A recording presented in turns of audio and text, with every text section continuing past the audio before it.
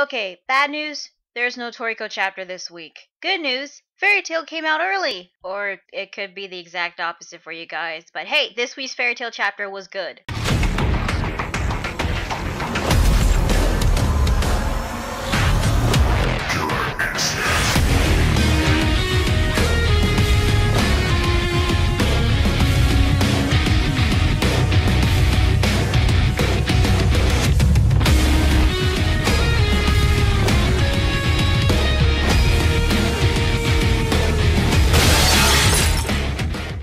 Hey guys, LunarSpawn27 here, bringing you Fairy Tail chapter 376, Wendy vs. Ezel. So the chapter begins with Natsu still facing off against Friendmouth, who's now turned into Hades, or at least a silly, weird-looking version of him. And I thought we were gonna continue on with this fight, but no, instead Friendmouth decides to boast and brag about curses are stronger than magic, every single mage will lose their magic once face activates, the era of mages will soon draw to a close. Oh my god, who the hell cares? Don't you just hate it when sometimes villains are all talk and no action, especially with Friendmouth who's just bragging and boasting that victory will be theirs soon? Honestly, the important thing that came out of Friendmouth's mouth was him saying that there's 10 minutes left until face activates. Lucy then summoned Horologium to ask him how much time they have left, which he proceeds to say 9 minutes 43 seconds. What was the frickin' point of that? Friendmouth just said they have 10 minutes left until face activates. What is the point of Lucy summoning Horologium to learn how much time they have left when Friendmouth already said it? Is this just something for Lucy to do since she's not helping Natsu fight? Well, anyway, according to Lucy, since everyone else is preoccupied with their battles, it's up to Wendy to stop Face. With that being said, we cut back to Poison Jelly Valley, where Wendy and Charle are wandering around the Great Cave.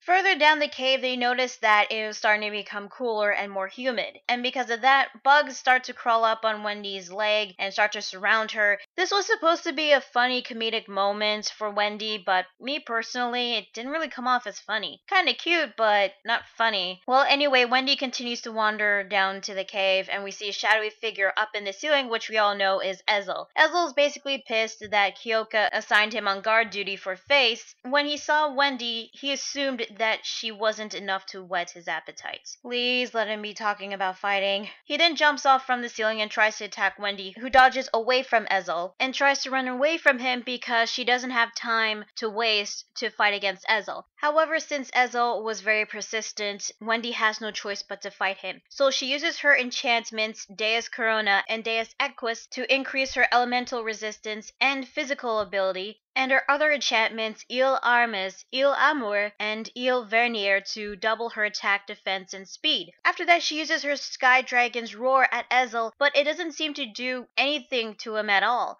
He proceeds to make fun of her, calling Wendy a princess, but Wendy just uses her Sky Dragon's talons to kick Ezel right in the face. But just like the Sky Dragon's Roar, that also doesn't seem to do anything. Ezel then proceeds to counterattack with his Tenga Goken techniques. According to the translation notes, Tenga Goken is the collective name for 5 very famous historical Japanese swords. So all of Ezel's attacks are named after these swords, which one of them was called Onimaru, where he uses his 4 arms to make a slashing motion, which causes very deep slashes on the cave's walls and floor. He continues with those attacks, but Wendy was able to dodge them. However, one of the attacks manages to cut one of her ponytails. Ezel then uses one of his tentacle tails to slam Wendy across the cave, and then uses another technique called Juzumaru, which I think is kind of like Onimaru, except it was a more wide, long-range attack, because Wendy tried to block it, but her resistance wasn't holding up, and her clothes start to shred. The attack was so massive that not only did it knock Wendy back, but it also created a giant crisscross slash on the cave's wall. Even though the attack knocked Wendy back,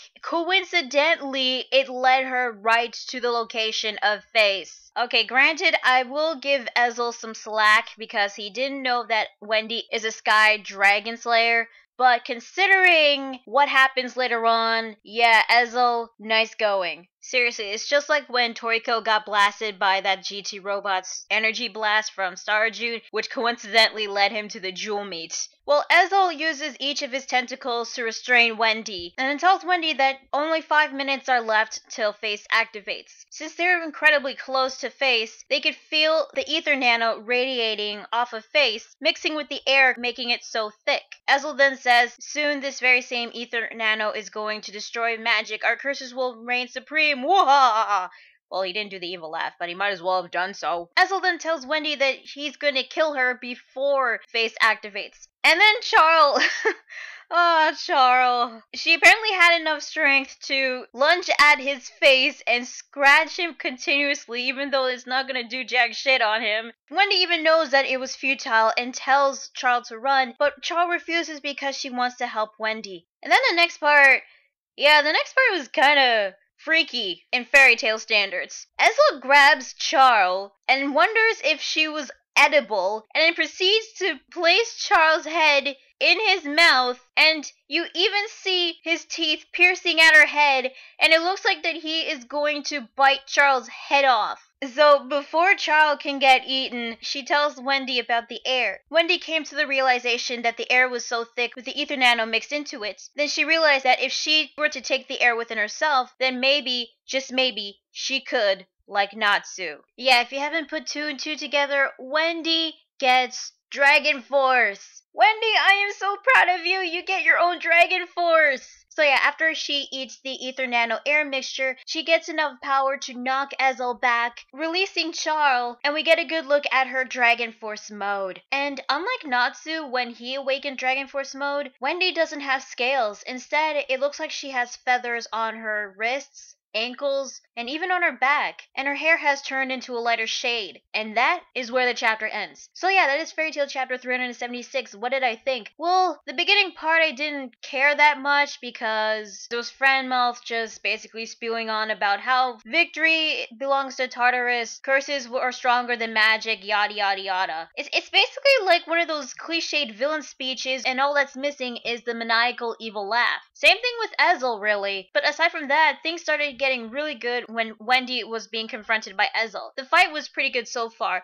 and we got to see what Ezel can do. I will admit Ezel's techniques seem pretty cool, but it seems like all he can do so far is to create attacks from slashing motions with his arms. I'm actually hoping to see more of what Ezel can do, and the more extent of his curse abilities, because I know Wendy activated Dragon Force, but I don't want to count Ezel out. Although this begs the question, where the hell is Torafusa, because I thought he is also with Ezel. You'd think that Kyoka would assign more than one person in Tartarus to guard Face. I'm just saying. But you know, I still like the fight between Ezel and Wendy with Dragon Force mode looked pretty cool, and I am looking forward to seeing what Wendy can do. Although this means that Gajeel is the only one that doesn't have Dragon Force. So next week's chapter is called The Sky Dragon's Imperial Wrath. So we're gonna see Wendy and what she can do against Ezel in her Dragon Force mode. Hopefully it'll be really, really cool. Now the question is, can Dragon Force be strong enough to beat a demon with curses? Maybe, maybe not. I mean, Natsu did beat Jackal without Dragon Force mode. So maybe Wendy might